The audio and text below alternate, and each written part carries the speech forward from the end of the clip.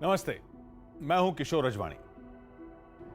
UP के 40 थानों की 25 टीमें 4 दिन से विकास दुबे को ढूंढ रही हैं। वही विकास दुबे जिसने कानपुर में अपने घर के बाहर पुलिस वालों का नरसंहार किया।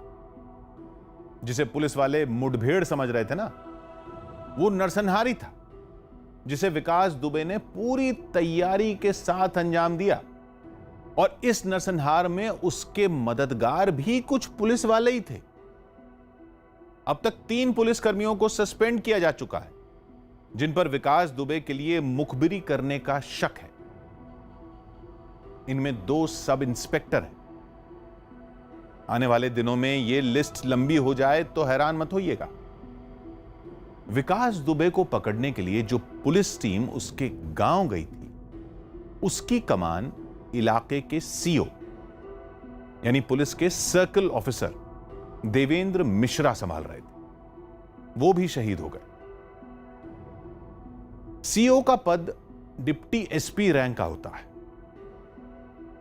2-3 थाने सीओ के मातहत काम करते। देवेंद्र मिश्रा को 4 महीने पहले ही अंदाजा हो गया था कि पुलिस वालों को गुलाम बनाकर विकास दुबे किसी भी दिन कोई बड़ा गुल खिला सकता है। उनकी एक चिट्ठी सामने आई जिसमें उन्होंने कानपुर के तब के एसएसपी को बताया था कि विकास दुबे को बचाने के लिए चौबेपुर के थानेदार विनय तिवारी उनकी भी नहीं सुन रहे। सीओ ने एसएसपी को बताया था कि चौबेपुर थाने में विकास दुबे के खिलाफ रंगदारी वसूलने की एफआईआर दर्ज हुई थी, लेकिन थानेदार रंगदारी की धारा ही हटवाने में जुटे हैं। यह बात मार्च की, 4 महीने पहले। सीओ की चिट्ठी पर क्या हुआ यह तो पता नहीं, लेकिन सीओ की अगुवाई में जो टीम विकास दुबे के गांव में दबिश देने पहुंची थी, उस टीम में चौबेपुर के थानेदार की ही हैसियत से विनय तिवारी भी गए थे, जिन्हें अंधाधुंध गोलीबारी में खरोंच तक नहीं आई। और सीओ ने जिन एसएसपी साहब को चिट्ठी भेजी थी ना, वो अब एसटीएफ के डीआईजी हैं, जिनको विकास दुबे को पकड़ने की जिम्मेदारी सौंपी गई है। पुलिस वालों को अपने साथियों की मदद से मारने के बाद विकास दुबे अंधेरे का फायदा उठाकर फरार हो गया था। अंधेरा इसलिए था क्योंकि गांव में बिजली उस रात गुल थी। बिजली काटने का फरमान भी उस दिन थाने से ही आया था। फिलहाल विकास दुबे का दूर दूर तक पता नहीं। कानपुर से दूर दूर तक विकास दुबे के पोस्टर लगाए जा रहे हैं। पंजाब के एक युवा शायर हैं, सतपाल खयाल नाम है उनका। उन्होंने गजल कानपुर की वारदात से बहुत पहले लिखी थी। उसमें उन्होंने लिखा था, खौफ से सहमी हुई है, खून से लथपथ पड़ी, अब कोई मरहम करो, घायल पड़ी है जिंदगी। पुर्जा पुर्जा उड़ गए कुछ लोग कल बारूद से, आज आई है खबर की अब बढ़ी है चौकसी। किससे अब उम्मीद रखें हम हिफाजत की, यहां खेत की ही बाढ़ सारा, खेत देखो खा गई।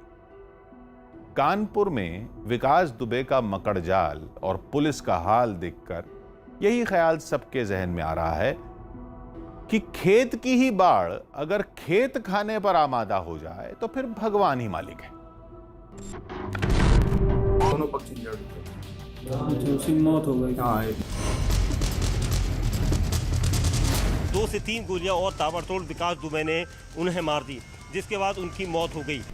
उसमें तुम्हारा भी नाम है? हाँ, उसमें हमारा नाम षड्यंत्र के रूप में 120 तो। खुफिया कैमरे पर कानपुर कांड का सच।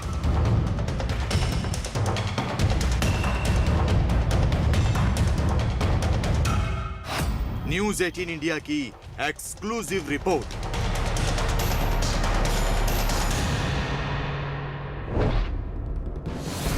गुनाह की दुनिया में शिवली के डॉन का सिक्का चलता था। कानपुर शहर और उसके आसपास के इलाकों में विकास दुबे के नाम से लोग खौफ खाते थे। लूट, रंगदारी और हत्या जैसे अपराध विकास दुबे की पहचान थे। बिना उसकी इजाजत के बिकरू गांव के लोग तो कुएं से पानी भी नहीं पी सकते थे। विकास दुबे के बुलेट गैंग की दहशत से लोग थर थर कांपा करते थे। राजनीतिक दलों से कनेक्शन उसकी ताकत थी, तो उसी ताकत के नशे में चूर कानपुर के इस कुख्यात अपराधी ने अपने गुर्गों के साथ मिलकर उस जुर्म को अंजाम दिया जिसकी चर्चा आज पूरे देश में हो रही है।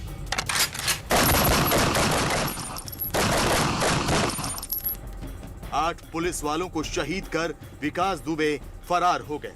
हालांकि पुलिस शिद्दत से उसकी तलाश कर रही है। जगह जगह उसके पोस्टर चस्पा कर दिए गए हैं।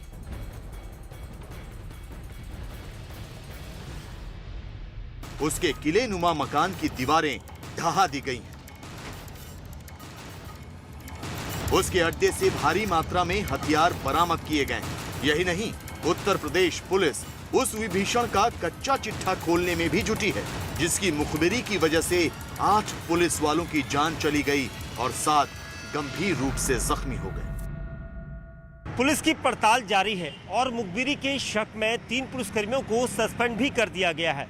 लेकिन न्यूज़ 18 की तफ्तीश में ये पता चल पाया है कि इस मामले में पुलिस की भूमिका वाकई संदेह के घेरे में है।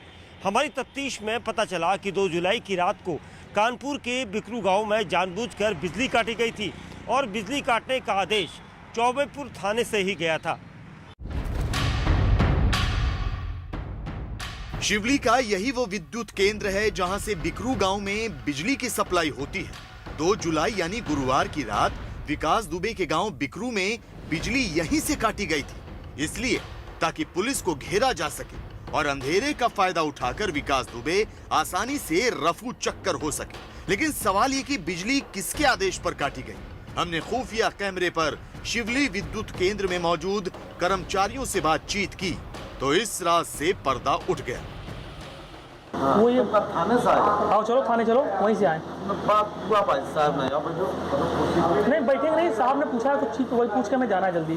कोरोना चल रहा, बैठेंगे। ये बताओ, ये मोनू जो था, ये लाइनमैन था क्या था यार? लाइनमैन है, लाइनमैन है, प्राइवेट लाइनमैन है, प्राइवेट लाइन सब प्राइवेट। बिजली इसी ने काटी थी रात में? बिजली वहाँ से एक नंबर आया था। अच्छा, चौबेपुर से। हाँ, कि थाने से मैं बोल रहा हूँ बत्ती बिकरू काट दो। अच्छा, ये बात है। नंबर तो उसका लिखा है, नंबर देखो कहाँ नंबर लिखे, वो दया है उनका। वो नहीं वो तो दिया है साहब को, तो बताया नहीं उसने पुलिसकर्मी कौन था, क्या नाम था? कुछ ऐसे कुछ नाम, क्या नाम था? अखिलेश नहीं, था वो था, मोनू था, प्लस जय साहब। भाई 32 साल का है, बंद रहा है। मतलब ये है। तो चौबेपुर से फोन आया था। क्या बोले थे फोन पे? चौबेपुर से फोन आया था ये कि बिकरू कोई हादसा हो गया है, तो वहाँ की लाइन बंद कर दो। और इस नंबर से हमसे बात भाई चौबेपुर बिजली घर में, वो दरोगा जी का नंबर था चौबेपुर में, वो नंबर फिर यहाँ डाला वो। तो अच्छा, आपको पुलिस ने पूछा तो आपने बताया कि भैया ये तो पुलिस ने इनसे आदेश किया था? चलो अभी देख लेंगे। तबाही तो हमने छोड़े गए और गाड़ी से छोड़े गए। अच्छा, हमें रात में खुद ही ले लिया गया। तब तो बड़े लखनऊ जिसमें तो साहब थे, बड़े वाली सबसे बड़े, तब तो उनने छोड़ा था कि भाई बाप लोग बैठिए, कोई जन्नत कोई बात नहीं। कितनी देर रहे थे पुलिस के पास? अब सवाल ये कि चौबेपुर के थानाध्यक्ष हैं कौन? तो आपको बता दें कि इनका नाम विनय कुमार तिवारी, जो फिलहाल निलंबित कर दिए गए हैं। पुलिस को शक है कि विनय तिवारी ने ही गैंगस्टर विकास दुबे को उसके घर में रेड की सूचना दी। पुलिस का शक कितना वाजिब है ये तो तफ्तीश के बाद पता चलेगा। लेकिन चौबेपुर के थानाध्यक्ष विनय तिवारी पर विकास दुबे की मदद के आरोप पहले भी लगते रहे हैं। गौर से देखिए ये चिट्ठी। ये चिट्ठी बिल्हौर के शहीद सीओ देवेंद्र मिश्र ने करीब 4 महीने पहले कानपुर के तत्कालीन एसपी अनंत देव को लिखी थी, जो फिलहाल डीआईजी एसटीएफ के पद पर कार्यरत हैं और कानपुर कांड की जांच कर रहे हैं। इस चिट्ठी में 2 नाम हैं, गैंगस्टर विकास दुबे और चौबेपुर के थानाध्यक्ष विनय तिवारी का। चिट्ठी में लिखा है कि ऐसे दबंग कुख्यात अपराधी के विरुद्ध थानाध्यक्ष द्वारा सहानुभूति बरतना व अब तक कार्रवाई न कराना श्री विनय कुमार तिवारी की सत्यनिष्ठा पूर्णतः संदिग्ध है। अन्य माध्यम से भी जानकारी हुई है कि श्री विनय कुमार तिवारी का पूर्व से विकास दुबे के पास आना जाना व वार्ता करना बना हुआ था। यदि थानाध्यक्ष ने अपनी कार्य प्रणाली में परिवर्तन न किया तो गंभीर घटना घटित हो सकती है। थानाध्यक्ष श्री विनय कुमार तिवारी के विरुद्ध उपरोक्त अभियोग में 386 धारा हटवाने व अब तक कोई भी कार्रवाई न कराने के संबंध में कार्रवाई किए जाने की संस्तुति की जाती है। देखिए, अभी मीडिया के माध्यम से इस पत्र की जानकारी मिली है कि इस तरह की रिपोर्ट तत्कालीन क्षेत्राधिकारी ने सीओ SHO चौबेपुर के विरुद्ध दी थी। इस फाइल को हम लोग SSP कार्यालय से मंगा रहे हैं कि क्या रिपोर्ट थी, किस तरह के आरोप उसमें लगाए गए थे विनय तिवारी के ऊपर और उस पर क्या कार्रवाई हुई। आरोपों की जो गंभीरता मीडिया के माध्यम से देखने को मिल रही है, इसको हम लोग वेरीफाई करके जो भी उचित कार्रवाई होगी वो करी जाएगी। कड़ी से कड़ी कार्रवाई इसमें होगी। तो पूरा प्रकरण हम लोग पहले समझ लें। जाहिर है बिल्हौर के सीओ देवेंद्र मिश्र को पता था कि चौबेपुर के थानाध्यक्ष विनय कुमार तिवारी गैंगस्टर विकास दुबे की मदद कर रहे हैं, उसे बचाने की कोशिश कर रहे हैं, लेकिन उनकी इस चिट्ठी पर तब कोई कार्रवाई नहीं की गई, जिसका खमियाजा 8 पुलिस वालों को जान देकर चुकाना पड़ा। देवेंद्र मिश्र के परिवार से मुलाकात करने पहुंचे आम आदमी पार्टी के नेता संजय सिंह ने इस चिट्ठी के जरिए गंभीर सवाल उठाए हैं, जबकि शहीद देवेंद्र मिश्र का परिवार भी किसी बड़ी साजिश का शक जता रहा है। यदि थानाध्यक्ष ने अपने कार्य प्रणाली में परिवर्तन न किया तो गंभीर घटना घटित हो सकती है, जो हो गई है। ये मार्च में बता दिया गया था उच्च अधिकारियों को। अब इससे ज्यादा और प्रमाण क्या है?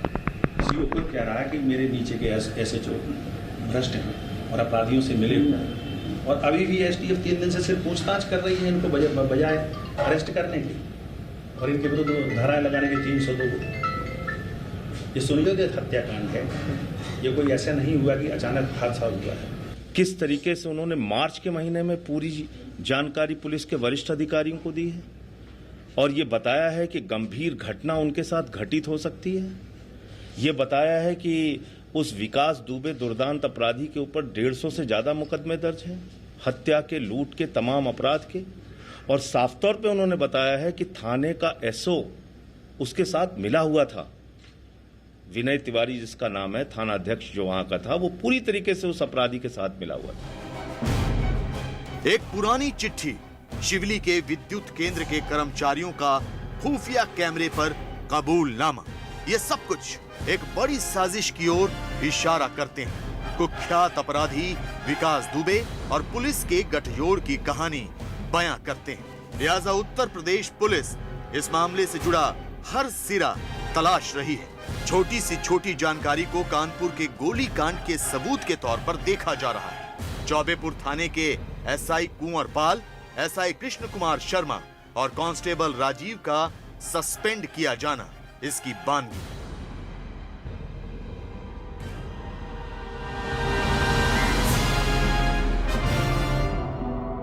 कानपुर में विकास दुबे के खूनी कांड के बाद राजनीति, पुलिस और अपराधियों की जुगलबंदी का शोर फिर से गूंज रहा है। चाहे पुलिस के पुराने अफसर हों या फिर कानपुर में विकास दुबे को थोड़ा बहुत भी जानने वाले आम लोग, सबका यही मानना कि विकास दुबे का नेताओं ने इस्तेमाल किया और नेताओं का इस्तेमाल विकास दुबे ने किया।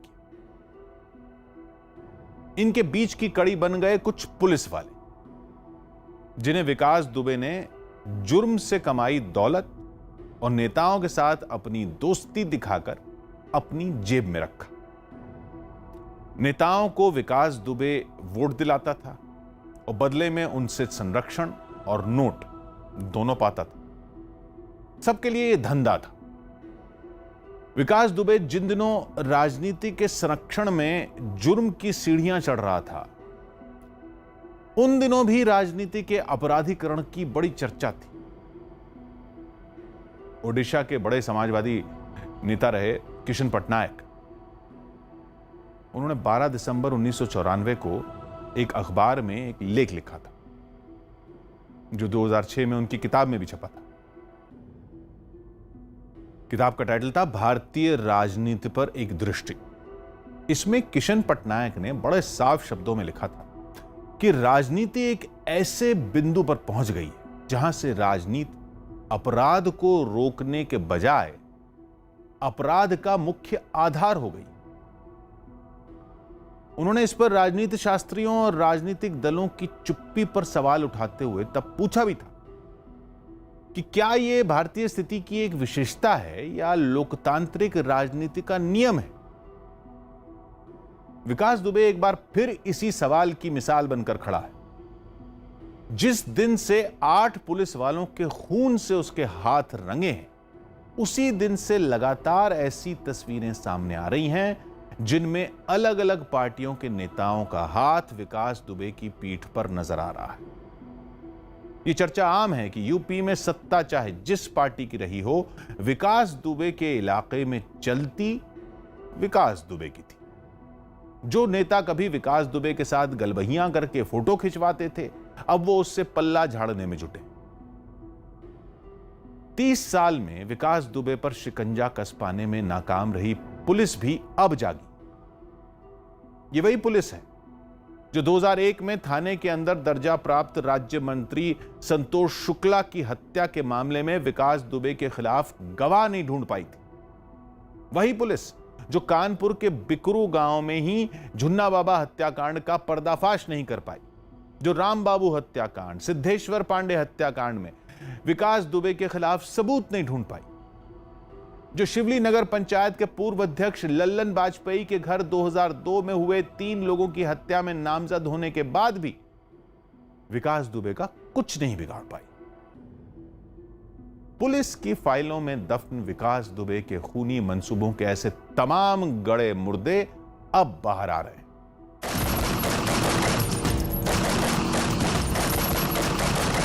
हमारी जगह कोई दूसरा होता तो हम तो सीधे इस व्यक्ति को अपने उससे मार देते।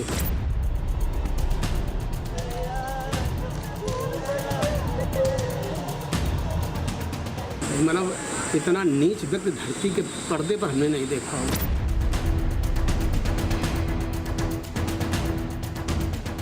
विकास अगर आपके सामने आ जाए तो उसको मार देंगे? बिल्कुल निश्चित मार दें। अब तो जो इसने कृत्य किया है वो तो मारने लायक। कानपुर कांड के गुनहगार विकास दुबे की तलाश जारी। शासन, सत्ता, अधिकारियों का, राजनीतिक दलों के वरिष्ठ नेताओं का, सबको उसका संरक्षण प्राप्त होता गया और वो जो है आज इस तरीके से अपराध की दुनिया का सिरमौर बन गया।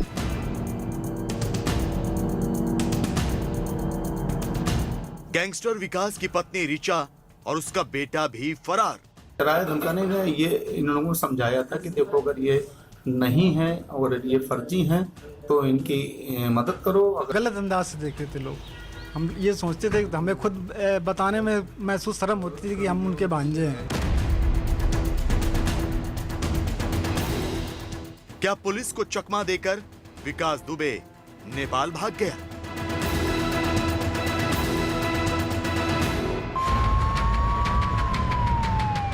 उत्तर प्रदेश पुलिस कानपुर कांड के मुख्य आरोपी विकास दुबे की सरगर्मी से तलाश कर रही है। पुलिस की टीमें राज्य और राज्य से बाहर छापेमारी कर रही हैं। विकास दुबे से जुड़े हर शख्स से पूछताछ की जा रही है।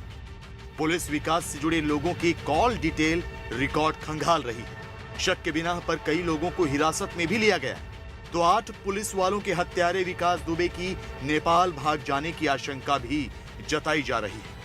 लेकिन इसी बीच गैंगस्टर विकास दुबे का एक पुराना वीडियो सामने आया है जिसमें वो लोगों को डराने और धमकाने की बात कबूल कर रहा है, जिसमें वो कई राजनेताओं के नाम भी ले रहा है। विकास दुबे खुद अपने राजनीतिक कनेक्शन के बारे में कैमरे पर बता रहा है, उसी राजनीतिक कनेक्शन के बारे में जिससे जुड़ी तस्वीरें भी वायरल है। दबाव जैसा नहीं, लेकिन अपना प्रयास किया था हमने, जो है अपने लोकल लीडर्स और उनसे है जो अपने हमारे यहाँ के प्रबुद्ध लोग हैं उनसे किया था मैंने। कौन कौन है? जैसे हमारे लोकल विधायक हैं, भगवती प्रसाद सागर जी हैं और अभिजीत शांगा जी हैं MLA, और हमारे ब्लॉक प्रमुख हैं राजेश कमल जी, और जिला पंचायत अध्यक्ष हैं गुड्डन कटियार जी, और प्रधान लोग भी हैं 2, 3, 4, 5 लोग। तो इन लोगों ने क्या लोग डराया धमकाया? नहीं, डराया धमका नहीं रहा, ये इन लोगों को समझाया था कि देखो अगर ये नहीं है और ये फर्जी हैं तो इनकी मदद करो। विकास दुबे जिन नेताओं का नाम ले रहा है, न्यूज 18 इंडिया ने उनसे भी बातचीत की तो इनके मुताबिक विकास दुबे सफेद झूठ बोल रहा है। भगवती सागर और अभिजीत सिंह सांगा ने साफ किया कि विकास दुबे से उनका कोई ताल्लुक नहीं है।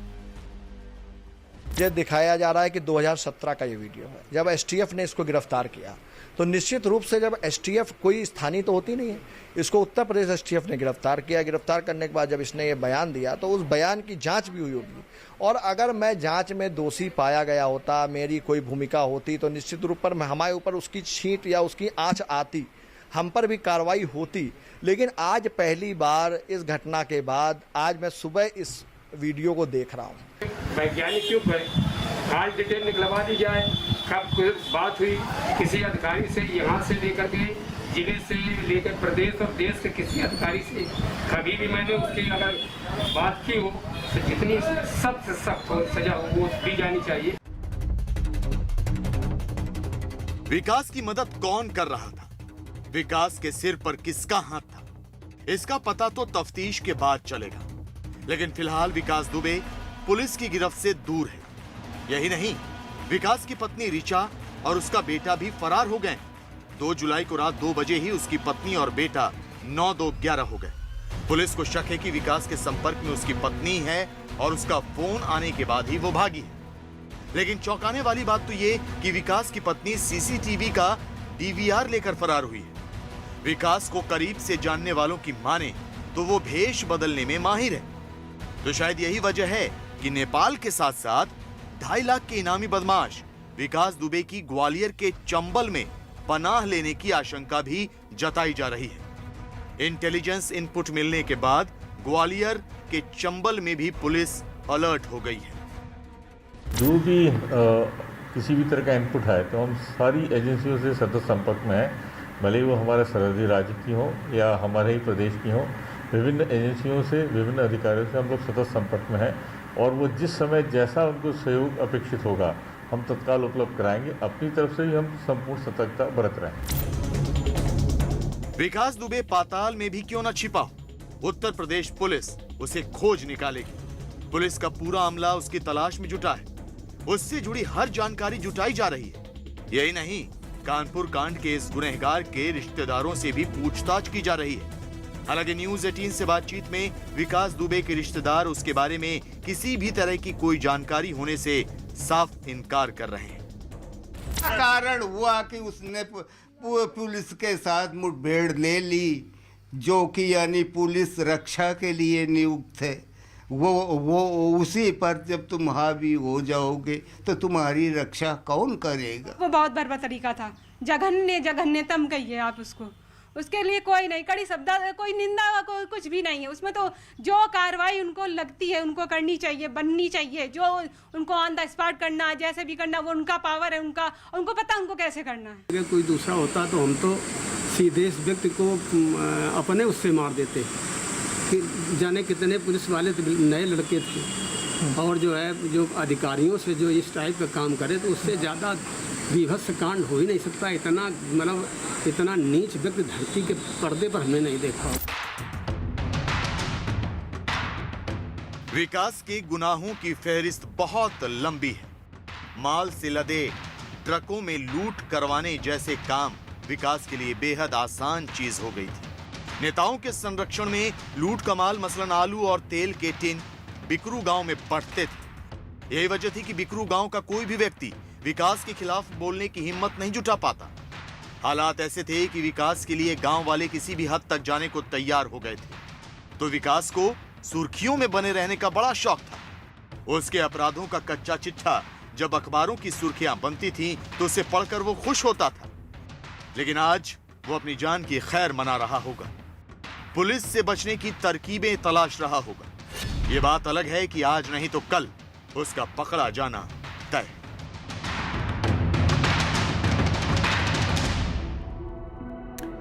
अलग अलग स्तर पर बातचीत के लंबे दौर के बाद आखिरकार चीन पीछे हटने पर राजी हो गया। ताजा ऐलान यह है कि LAC पर भारत और चीन की सेनाएं मौजूदा स्थिति से 1.5 किलोमीटर पीछे हट गईं ताकि तनाव कम किया जा सके। कूटनीति के लिहाज से यह भारत की जीत है जिसने चीन की सेना को पीछे हटने पर मजबूर कर दिया। लेकिन इसे पूरी तरह से चीन का सरेंडर भी नहीं कह सकते, क्योंकि हर पल साजिश रचने वाले चीन की यह एक चाल भी हो सकती है। चीन की पीपल्स लिबरेशन आर्मी यानी चीन की सेना का एक सिद्धांत है, ऐसा सिद्धांत जो खुद माओ त्से-तुंग ने दिया था। माओ, जिन्होंने चीन में कम्युनिस्ट शासन की 1949 में शुरुआत की थी, उन्होंने ही चीन को यह रणनीति सिखाई थी कि जब दुश्मन आगे बढ़े तो पीछे हट जाओ, जब रुक जाए तो उसे परेशान करो, जब दुश्मन थक जाए तो उस पर वार करो, और जब वो पीछे हटने लगे तो उसे और पीछे धकेलो। वैसे भी चौतरफा दबाव और गलवान नदी में तेजी से बढ़ता पानी चीन का दम घुट रहा था, इसलिए चीन के सैनिकों के लिए पीछे हटने के अलावा कोई चारा भी नहीं था। क्योंकि 1.5-2 किलोमीटर का फासला इतना बड़ा नहीं होता कि कुछ घंटे में फिर वापस ना आया जा सके। इसीलिए जानकार चीन से सावधान रहने की नसीहत दे रहे हैं। फिर भी यह हिंदुस्तान की बड़ी कामयाबी तो है, क्योंकि अगर चीन गलवान में पीछे हटने पर मजबूर हुआ है तो इसका मतलब यह है कि चीन पर दबाव बनाने की भारत की नीति कारगर साबित हुई। कवि दुष्यंत ने एक गजल लिखी थी जिसकी लाइनें कुछ यूं थी: धूप ये अटखेलियां हर रोज करती है, एक छाया सीढ़ियां चढ़ती उतरती है, कुछ बहुत गहरी दरारें पड़ गई मन में, मीत अब ये मन नहीं एक धरती। मतलब यह कि चीन की चालें अब ऐसी हो गई हैं कि न तो किसी को हैरानी होती है और न ही कोई चीन पर भरोसा कर पाता। पड़ोसी वाला तो कोई रिश्ता या कोई भरोसा चीन पर बचा नहीं है। अब तो बस जमीन के टुकड़ों की जंग जारी है। लेकिन लद्दाख में चीन की दिलचस्पी और भारत के संकल्प को समझने के लिए इतिहास को जानना जरूरी है। 1841 में चीन ने लद्दाख में घुसने की कोशिश की थी, लेकिन उस वक्त लद्दाख जो जम्मू कश्मीर का हिस्सा था, उस वक्त उस पर सिख साम्राज्य का कब्जा था। जंग हुई और चीन को मुंह की खानी पड़ी। 1845 में सिखों और अंग्रेजों के बीच पहला युद्ध हुआ। उस युद्ध की जड़ें भी लद्दाख से जुड़ती हैं। यानी चीन उस वक्त भी लद्दाख की रणनीतिक अहमियत समझता था। भारत में भी ब्रिटिश शासन को लद्दाख की अहमियत पता थी, इसलिए लद्दाख में ब्रिटिश फौज की पकड़ कभी ढीली नहीं हुई। यहां तक कि भारत और चीन के बीच सीमाओं से जुड़े दावे भी ब्रिटिश शासन के दस्तावेजों के आधार पर ही हैं। इतिहासकार रामचंद्र गुहा की एक मशहूर किताब है इंडिया आफ्टर गांधी। किताब में गुहा ने लिखा है कि भारत ने ज्यादातर जगहों पर सीमाओं से जुड़े अपने दावों में समझौतों और पुराने कब्जों को आधार बनाया, जबकि चीन ने हमेशा यह दावा किया कि इनसे जुड़ा कोई पक्का समझौता कभी हुआ ही नहीं। दोनों देशों के दावे साम्राज्यवाद की विरासत से जुड़े रहे। भारत के दावे ब्रिटिश साम्राज्य पर और चीन के दावे चीन के साम्राज्य पर। उस वक्त से लेकर आज तक चीन अपनी विस्तारवाद की नीति पर चल रहा है। मौका मिलते ही वो दबाव बनाने और भारत की जमीन पर कब्जा जमाने की कोशिश शुरू कर देता है। लेकिन भारतीय सेना की बढ़ती ताकत और दुनिया की बड़ी ताकतों से मिल रहा साथ अब चीन को यह समझाने के लिए काफी है कि एक देश के तौर पर चीन अपनी हद में रहे। यही उसके लिए बेहतर हो। भारत से उलझकर पूरी दुनिया में घिरा चीन अब इस बात को समझ चुका है कि भारत के साथ विवाद को वो जितना लंबा खींचेगा उतना ही ज्यादा उसे नुकसान उठाना पड़ेगा। और शायद यही वजह है कि उसने लद्दाख के 3 सबसे विवादित जगहों से अपने सेना का बोरिया बिस्तरा समेटना शुरू कर दिया। चीन की सेना अपने साथ टेंट और बाकी साजो सामान लेकर LAC से तकरीबन 1.5 किलोमीटर पीछे हट गई है। चीन अब तक बातचीत के कमरे में ही अपने कदम पीछे खींचने के लिए हामी भरता था, लेकिन जब बंद कमरे में हुए समझौते को लागू करने की बात आती थी तो मुकर जाता था। चीन की इस पुरानी हरकत को समझते हुए भारत ने इस बार उसके इर्द गिर्द ऐसा शिकंजा कसा कि उसे अपने कदम पीछे हटाने के लिए मजबूर होना पड़ा। जिस गलवान में चीन अपना बेबुनियाद दावा कर रहा था, अब उसे वहां से भी पीछे हटना पड़ा है। चीन की सेनाएं गलवान में पेट्रोल पॉइंट 14 से 1.5 किलोमीटर पीछे हट गई हैं। इसके साथ ही चीन के सैनिकों को पूर्वी लद्दाख के गोगरा और हॉट स्प्रिंग इलाके से भी पैर खींचना पड़ा है। इन सभी जगहों पर चीन 1.5 किलोमीटर पीछे हटा है। चीन ने अपने सैनिकों को हटाने के साथ साथ अपने टेंट और दूसरे अस्थायी निर्माण को भी हटा दिया है। चीन ने 6 जून को हुए समझौते के तहत यह कदम उठाया है। ये जीत उन 20 भारतीय शहीदों की शहादत की है। ये जीत भारतीय सेना के उन जवानों की है जो कि मोर्चे पर डटे रहे। चीन की जमीन की भूख कुछ ऐसी है कि उसे दुनिया का भूमाफिया भी कहा जाता है। गलवान में भी उसने अपनी जमीन की भूख मिटाने के लिए एक बड़ी साजिश रची थी, लेकिन उसकी साजिश कामयाब नहीं हो सकी। भारत ने चीन के इर्द गिर्द ऐसा शिकंजा कस दिया कि चीन को समझ आ गया कि पीछे हटने के अलावा उसके पास कोई रास्ता नहीं है। भारत ने चीन पर सैन्य और कूटनीति का शिकंजा बुरी तरह कस दिया। रक्षा मंत्रालय, विदेश मंत्रालय और NSA ने मिलकर काम किया। इसके बाद पीएम मोदी के लेह दौरे से चीन के सभी रास्ते बंद हो गए। साथ ही भारत सरकार की आत्मनिर्भर भारत योजना से चीन को बड़ी चोट लगी। चीन के ऐप पर पाबंदी से चीन को 3.73 लाख करोड़ का नुकसान हुआ। इसके साथ ही अमेरिका और ऑस्ट्रेलिया के भारत के साथ आने से चीन अकेला पड़ गया। भारत के पक्ष में अमेरिका के सख्त बयान से भी चीन मजबूर हुआ। भारत सरकार से चीन को इतने कड़े जवाब की उम्मीद बिल्कुल भी नहीं थी। गलवान में चीन ने जो गुनाह किया, उसके बाद भारत ने उसे सजा देने का जो सिलसिला शुरू किया, उससे चीन के होश उड़ गए। भारत सरकार के उठाए गए कदम से न सिर्फ वो दुनिया में अकेला पड़ता गया, बल्कि उसे आर्थिक तौर पर भी बड़ी चोट लग रही थी। इन्हीं नुकसानों की वजह से चीन को हार कर गलवान ही नहीं बल्कि विवाद वाली 2 और जगहों से कदम हटाना पड़ा। ये पूरा जो प्रोसीजर है 3 कदमों में होना है। पहला कदम है डिसएंगेजमेंट, जिसमें 1 से 2 किलोमीटर पीछे हटना। फिर है डीएस्केलेशन और आखिर में है पुल बैक, जिसमें कि जो बड़ा फौजों का जमावड़ा हुआ है वो वापस अपने अपने परमानेंट लोकेशन में जाएंगे। ये काफी लंबा चलेगा। चीन को सबक सिखाने और भविष्य में अमन बरकरार रखने के लिए सरकार ने एक तरफ तो चीन की घेराबंदी की, लेकिन दूसरी ओर बातचीत का रास्ता भी बंद नहीं किया। सैन्य स्तर की बातचीत के साथ साथ राजनीतिक स्तर पर भी दरवाजे खुले रखे। भारत सरकार ने चीन से बातचीत के लिए राष्ट्रीय सुरक्षा सलाहकार अजीत डोभाल को लगाया।